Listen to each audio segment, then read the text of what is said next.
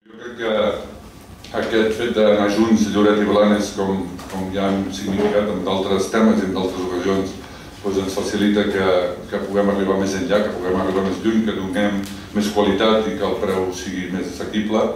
I això que deia, que la cultura no té preu, o bé no n'hauria de tenir perquè és un fet diferencial del nostre país. La cultura és un dels fets importants que ens denoten com a persones i que marquen la qualitat d'una gent, d'un poble. Hem de veure que la força d'aquest territori, quant a habitants, no només els habitants dels 40.000 més o menys de cada població, sinó tot l'àmbit d'influència amb tots els visitants, hi ha una força, en aquest cas cultural, però també hi ha una força econòmica i d'infraestructures molt gran, tan gran com el binomi Girona.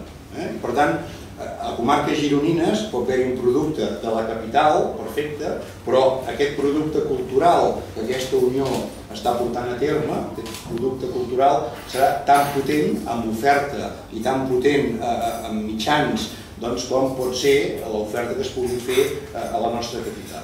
Per tant, és important dir-ho. I a més estem en un lloc on estem molt propers a ciutats del Maresme i a altres ciutats de la Selva, i per tant tenim un àmbit d'influència de 150, 170, 180.000 persones que viuen tot l'any, independentment de les que ens puguin visitar en les temporades. Les xifres molt bones, tenim present fins i tot els aturats. Veureu que hem posat un revulsiu, que és que tots els aturats tindran una entrada per 3 euros. Crec que no trobareu cap teatre de Catalunya en aquests moments que tingui una entrada per aturats a 3 euros. Això és un gran motiu perquè volem que la cultura sigui accessible per tothom.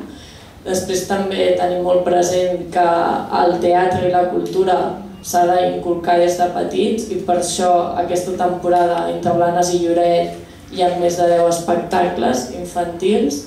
Per part de Blanes, donar les gràcies a... Preveu que la gestió dels teatres, la gestió tècnica sigui conjunta, és a dir, que els tècnics del teatre siguin els mateixos de l'altre teatre. Això, de cara a l'estalvi, és important i en aquests moments encara ho és més.